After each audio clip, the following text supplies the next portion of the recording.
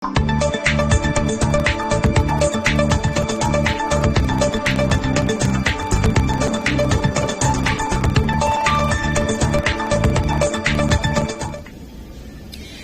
plaisir est pour moi de vous informer, mesdames et messieurs, bonsoir et bienvenue à ce journal.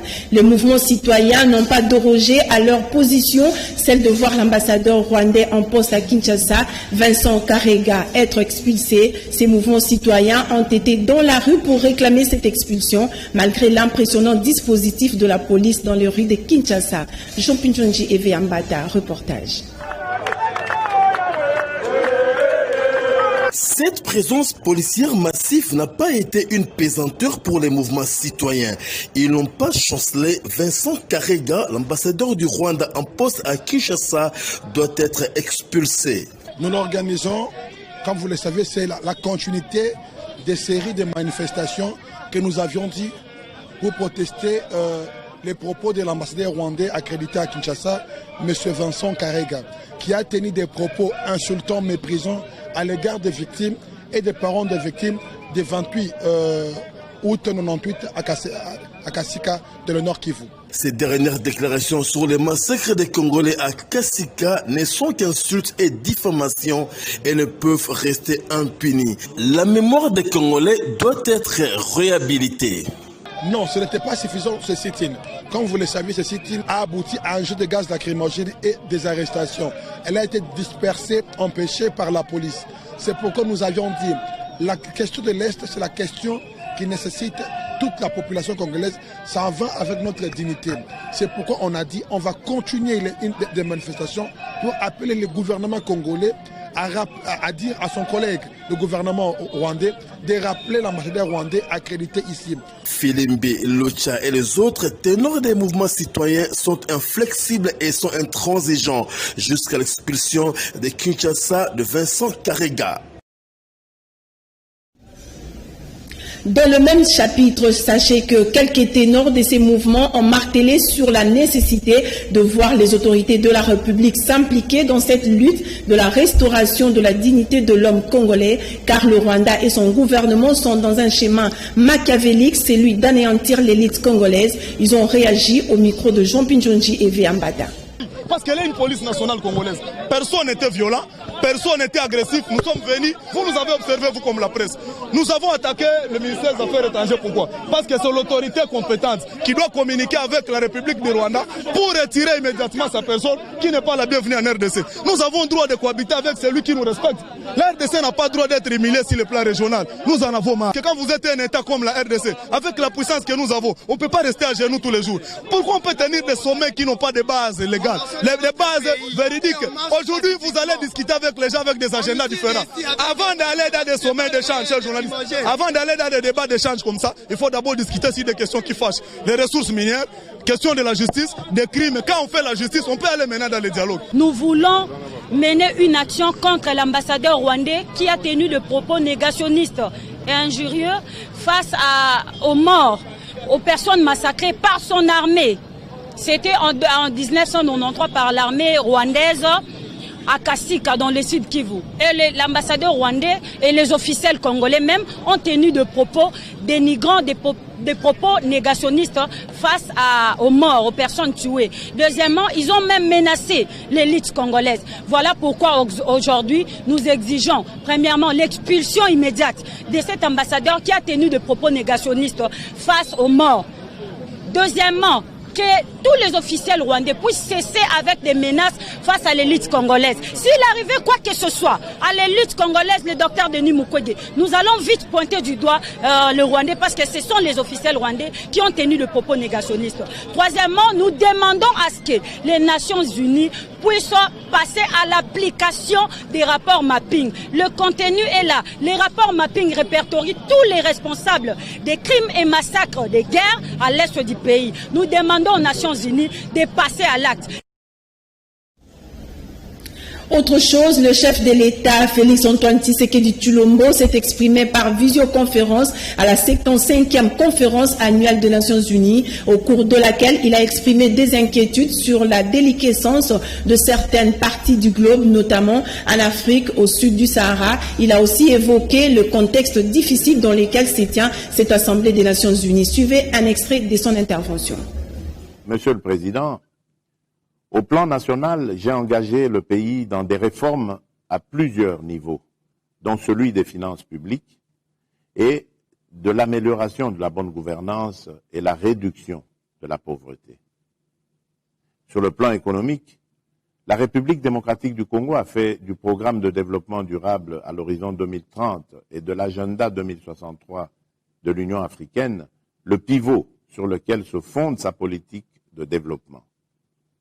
Depuis 2016, le pays met en œuvre les objectifs de développement durable visant l'inclusion, l'équité sociale et la transparence à tous les niveaux.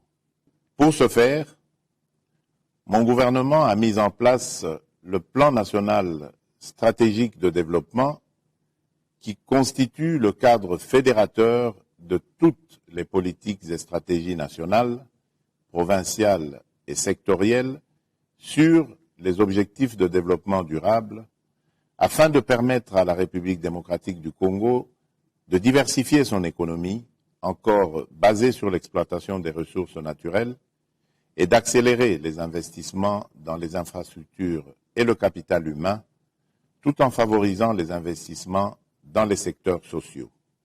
Cependant, il est vrai que le contexte actuel marqué par la Covid-19 représente un réel défi qui ralentit le rythme de l'atteinte des objectifs de développement durable. Aussi, mon gouvernement a-t-il élaboré, comme je l'ai mentionné au début de mon propos, un programme multisectoriel d'urgence d'atténuation des impacts de la Covid-19 afin d'amortir le choc lié à la crise sanitaire sur l'environnement socio-économique et soutenir la relance de l'activité économique. Monsieur le Président, la situation sécuritaire qui prévaut dans la partie orientale du pays demeure préoccupante. La paix n'y est pas encore totalement retrouvée. Les forums sur la performance dans la gouvernance restent une brèche importante pour revitaliser les secteurs de la gestion de la chose publique. Le premier ouvrant de ces forums a estimé qu'il est important de collimater de brèches pour ne plus ruiner les efforts actuels du gouvernement dans le redressement de la gouvernance. Jean Pinjonji, commentaire. L'ambition est de taille et elle est irréductible, à en croire le Premier ministre Sylvestre Ilunga Ilunkamba. Le forum sur la performance dans la gouvernance se veut un cadre pour baliser la gestion de la chose publique et en extirper les anti-valeurs. La démocratie, c'est un journaliste qui rapporte une information vraie et objective après avoir estimé sa vérité. La démocratie, c'est quand un membre de la société civile peut librement exprimer ses critiques. La démocratie, c'est quand un commis de l'État, quel que soit son rang, place l'intérêt général au-dessus de toute autre considération personnelle. Cela s'appelle tout simplement le respect de l'éthique de responsabilité. La répartition des compétences ne se décrète pas une fois pour toutes. Elle s'apprécie et se négocie par l'implication de tous les acteurs. Cela suppose, il ne faut pas se le cacher, un changement de comportement de la part des responsables politiques et administratifs pour accepter une logique de partenariat et tout particulièrement avec les associations de la société civile qui doivent être non seulement reconnues, mais plus encore soutenues. Les citoyens demandent que l'on tienne mieux compte de leurs intérêts particuliers. De toute évidence, ces assises vont s'articuler sous les acquis déjà réalisés dans le but de les capitaliser en vue de proposer des pistes pour des éventuelles améliorations. La filiale cuivre de la firme Glencore a échangé avec le Premier ministre congolais Sylvestre Ilunkamba sur les possibilités qu'offrirait le gisement congolais pour un autre type d'exploitation avec des résultats qui contribueraient à l'amélioration des conditions de vie des communautés locales. Les présidents de Glencore en parlent au micro de Jean Pinchonji. The representative for Glencore in Africa for our copper business. En tant que président du groupe Glencore pour le cuivre en Afrique, c'est toujours un plaisir pour moi de rencontrer le Premier ministre et de lui faire une mise à jour sur nos activités ici en RDC. Cela fait maintenant 6 mois avec le Covid-19. Cela ne m'a pas permis de venir ici, donc il était important pour moi de rencontrer le Premier ministre et de pouvoir justement lui faire une mise à jour sur les activités, sur les opérations de KCC et de Mutanda Mining. Et les discussions ont été très positives. Nous sommes contents de nos opérations en RDC. KCC est en train d'arriver à sa production maximale. Donc nous en sommes très fiers. Et Mutanda Mining qui est toujours en phase d'entretien et maintien. Nous sommes en train d'étudier les différentes manières de voir comment est-ce qu'elle pourra aussi reprendre ses activités. Donc pour KCC, nous espérons produire 270 000 tonnes pour cette année et pour le cobalt, 25 000 tonnes. Vous savez, il est toujours très important et intéressant de rencontrer le Premier ministre. Et en accord avec ceux qui avaient été discutés dans les réunions avec le Premier ministre et le chef de l'État et le secteur minier, ils voient tout cela comme un bon partenariat. Donc nous sommes toujours heureux en tant que partenaires de pouvoir échanger. En séjour à Kinshasa, 18 députés de la province de la Chopo ont soumis au président du Sénat quelques désidérata liés essentiellement au développement de leur province. Ils en ont profité pour poser la délicate question des arriérés de leurs émoluments. Reportage signé Lexel Vezo. 18 députés sur 28 qui composent l'Assemblée provinciale de la Chopo ont été reçus ce mercredi 23 septembre par le président du Sénat, l'honorable Alexis Tambwe Mwamba. Le Sénat étant l'émanation de province, les élus de la Chopo sont venus poser des problèmes liés au développement, parmi lesquels les voies de communication qui relient la Chopo à quelques-unes de ses provinces voisines comme le Maniema. Hormis le problème de développement, l'Assemblée provinciale de la Chopo connaît des difficultés pour son fonctionnement, faute d'approvisionnement par le gouvernement central, avec une conséquence directe, son incapacité de payer les émoluments des élus. Et aussi, on lui a posé un problème de retard d'impaiement que nous avons. Il y a des provinces qui ont 11 mois, les autres 7 mois, les autres 9 mois, pour qu'ils voient avec le ministère des Budgets, le ministère des Finances, ainsi que le Premier ministre, de voir comment régler le problème des impaiements des honorables députés. Prenant la mesure de la gravité de cette situation, Alexis Tambwe Mwamba a rassuré à ses hôtes de sa volonté de suivre de près ces dossiers et un pas de géant avait été franchi le 14 septembre dernier dans une tripartite Assemblée nationale, Sénat et gouvernement au siège du Parlement. L'Alikoko, Ligue congolaise de lutte contre la corruption, s'inscrirait totalement en faux contre le rapport de l'ONG britannique Global Witness sur le secteur minier en République démocratique du Congo. Selon l'Alikoko et d'autres ONG locales, ce rapport semerait une confusion sans précédent. Mario Ambongo. C'est avec démonstration et preuve que le secrétaire exécutif de la Ligue congolaise de lutte contre la corruption, l'ICOCO en sigle, Ernest Mpararo, a taillé en brèche le rapport de Global Witness. La coalition Tous pour la République démocratique du Congo, dont fait partie la LICOCO, pense que Global Witness utilise malignement les termes corruption des élites congolaises pour distraire l'opinion publique internationale et élucider les inégalités et déséquilibres du secteur minier congolais. Pour ces structures, le rôle joué hier et aujourd'hui des pays occidentaux dans le pillage des ressources naturelles à travers leurs entreprises minières et utilisant certaines ONG internationales dont Global Witness. Oui, merci beaucoup. Et si nous publions notre rapport Congo Nursing or Bashing, c'est pour effectivement informer l'opinion nationale et internationale sur le fait qu'il y a certaines organisations internationales, dont Global Witness, qui publient beaucoup de rapports dont les contenus sont parfois discutables, dont les informations ne sont pas confirmées, et qui effectivement diabolisent les Congolais, que si la RDC n'est pas développée, c'est leur faute. Si le gouvernement n'a pas de moyens, c'est parce que les élites congolaises sont corrompues. Mais effectivement, ils oublient de publier aussi que leurs entreprises ont acquis des gisements à vil prix. Ils oublient de publier que la communauté nationale a financé un code minier qui était à l'avantage de ces entreprises étrangères.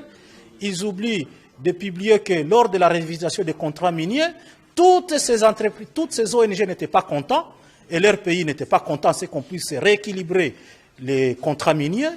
Donc, c'est cette autre analyse qui n'est pas faite par Global Witness que la coalition Tous pour la RDC a voulu mettre au grand jour, en créant un débat rationnel et objectif en manquant.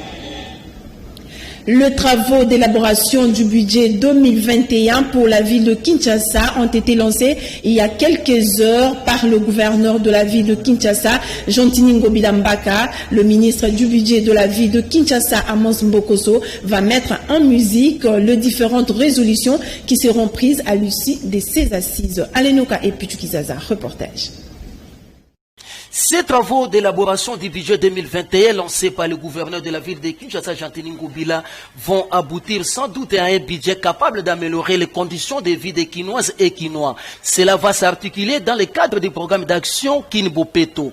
Le gouverneur Jean-Tini Ngobila rassure la population de la ville de Kinshasa de compter sur le gouvernement provincial qu'il gère et d'attendre les résultats escomptés qu'il a promis. À cet effet, Jean-Tini Ngobila a invité les uns et les autres au cours de cette cérémonie du lancement des travaux d'élaboration du budget 2021 d'être unis et de mutualiser les efforts pour faire de Kinshasa une mégalopole prospère, économique et sociale sécurisée où tout le monde va trouver son compte. Il s'agit là d'une exigence qui veut que les autorités provinciales acceptent les droits des citoyens d'être impliqués dans la conception, la définition, la mise en œuvre, le suivi, le contrôle et l'évaluation des politiques, des projets ou des programmes urbains.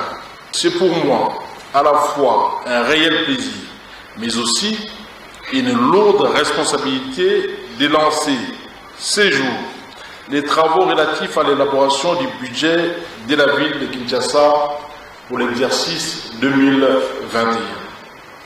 Ma satisfaction est d'ores et déjà plus vive en ce sens que l'exercice auquel vous allez vous livrer à cet instant vise à doter la ville de Kinshasa d'un instrument de mise en œuvre des politiques en vue de faire avancer sa population vers l'amélioration du cadre de vie à travers la vision Kinshasa Bopeto. Fini la récréation, c'est la mise en garde du gouverneur Jean-Tini Ngobila à l'endroit de tous les chefs de division de la ville de Kinshasa, les invitant ainsi à se mettre au travail ensemble pour relever les défis du développement de la ville de Kinshasa.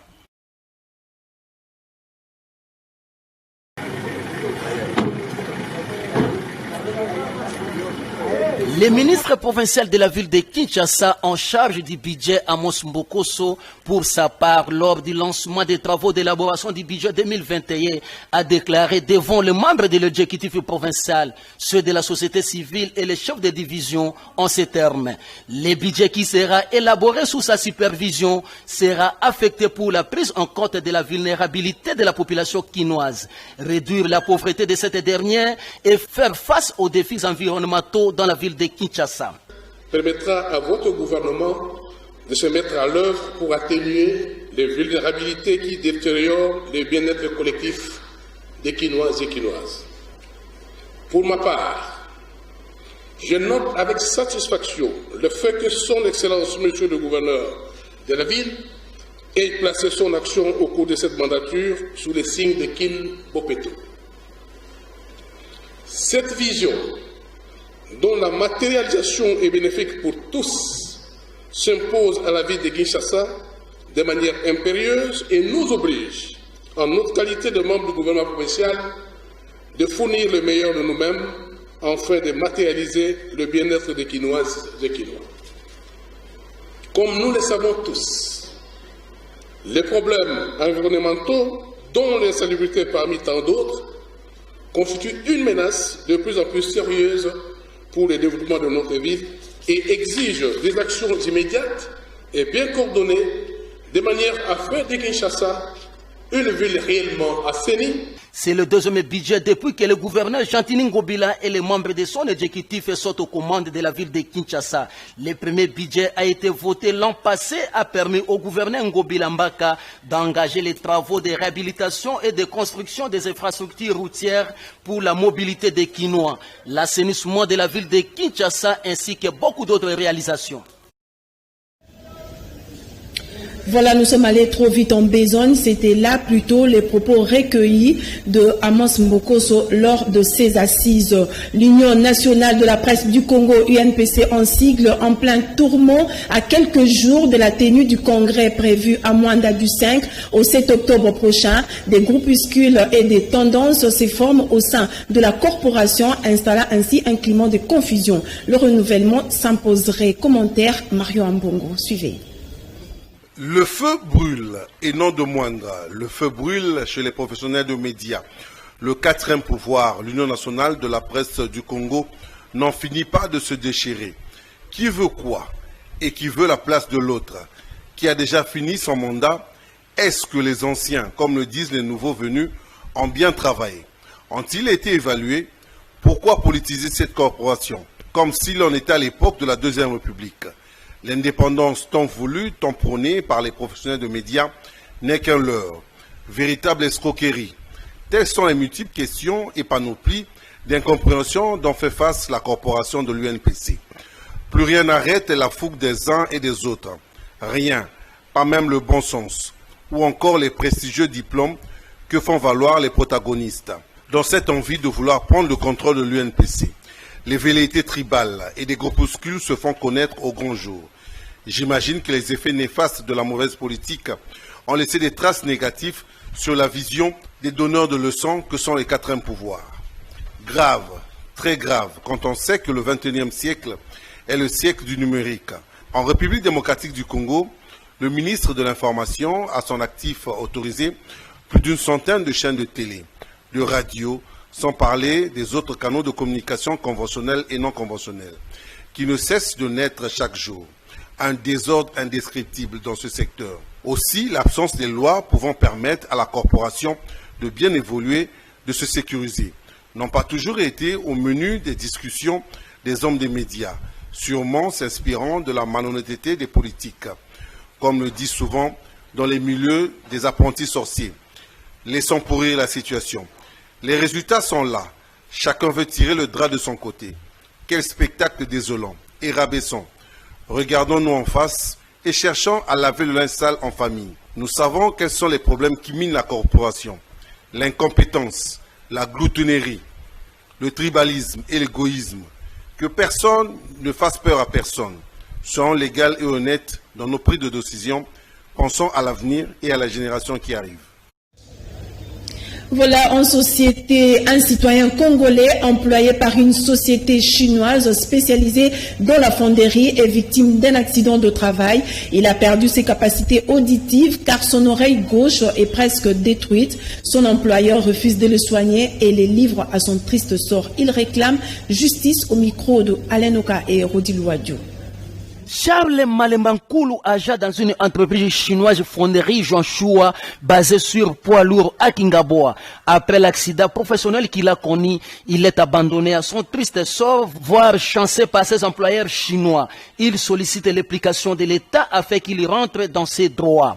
Naza victime d'accident de travail dans la société Nabiso Foudian Kanti Lelo Zusho, Tolamba Mabendeza fonderie donc kano ebetaki intensel ekotinga eperforenga tempa tobandi basoya na bachinois hôpital na biso sino congolaise tolongwe kuna toke mamaye motokoti scanner l'état résulté bimi et confirmé que naza na perforation tempatique bachinois babenganinga nazo senga aide na bakonzi ya mboka pona état de droit esalema na dossier nanga oyo nazo vivre mama na injustice na kufilitoi na mboka nanga moko na memi bachinois tina parquet solution exacte yango nazosenga na mokonzi ya mboka Fachi Beton atala miso na dossier nanga oyo boyoka litoi nanga lelo ko mobeta siffler lokola monoko.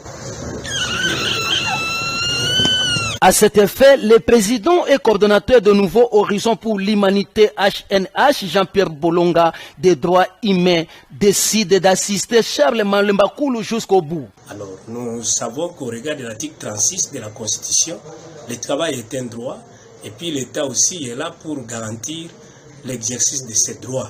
Comme il est abandonné à son triste sort, nous sommes défenseurs des droits de l'homme, nous sommes derrière lui et son conseil, nous voulons l'accompagner pour qu'il soit rétabli à ses droits, parce qu'on ne peut pas abandonner un Congolais comme ça. Lorsqu'il y a accident du travail, au moment du traitement, la société doit prendre en charge les travailleurs en lui payant ou appuyer notre main forte pour que nous puissions accompagner cette victime ici, parce que le Congo c'est lui aujourd'hui un état de droit. Un état de droit, c'est un état où la justice règne. Raison pour laquelle nous interpellons aussi l'inspecteur du travail qui a le dossier entre ses mains, de pouvoir accélérer avec ça. Voilà autre chose, le groupe de nations libres du Parlement européen est formel. La RDC a besoin d'une souveraineté retrouvée et d'une armée qui est réellement au service de la nation. Le député Chapezel est convaincu que les complots est sans conteste contre le peuple congolais. Il y a urgence. Suivez un extrait de son intervention il y a quelques heures. Je voudrais d'abord remercier mes collègues, une fois n'est pas coutume, pour leur pertinence sur l'analyse du Congo et plus particulièrement M. Pitela. C'est un pays que j'aime beaucoup. J'ai moi-même été auprès du vice-président dans la période de transition, Zaïdine Goma, et j'ai suivi cette transition en étant un des acteurs. La difficulté du Congo RDC, c'est sa richesse. Puis-je rappeler que Laurent Désiré Kabila on est allé le chercher parce que l'Ouganda et le Rwanda avaient décidé, sur ordre d'une puissance extérieure, je peux donner des précisions, d'envahir le pays. Puis-je rappeler que pendant que Laurent Désiré Kabila envahissait le pays, un certain nombre de sociétés signaient des contrats. C'était des sociétés américaines. Puis-je aussi rappeler que lorsque Laurent Désiré Kabila se retourna en étant un patriote pour son pays, on décida, ici à Bruxelles, j'ai eu l'information, je peux dire de qui il est décédé depuis, son élimination, et qu'on est allé à Washington chercher également l'ordre, et il fut éliminé 15 jours après. Et puis-je rappeler qu'on est allé chercher alors Joseph Kabila en se disant, ce jeune, on le manipulerait parce qu'il n'était pas il était de nationalité rwandaise et qu'on allait en faire un président. Tout ceci est de la manipulation. Ce qu'il faut pour la République démocratique du Congo, c'est une souveraineté retrouvée, une armée qui se batte effectivement, une MONUSCO qui est au service de la paix et qu'on arrête les prédateurs qui sont liés au crime organisé et avec des États hypocrites liés à des multinationales. Je vous remercie. Voilà, fin de ce journal. Merci à vous, mesdames et messieurs, de l'avoir suivi. Merci à vous également qui nous avez suivis à partir depuis Melbourne, en Australie. Je vous retrouve demain. Restez branchés au programme de Canal King Télévision. Au revoir.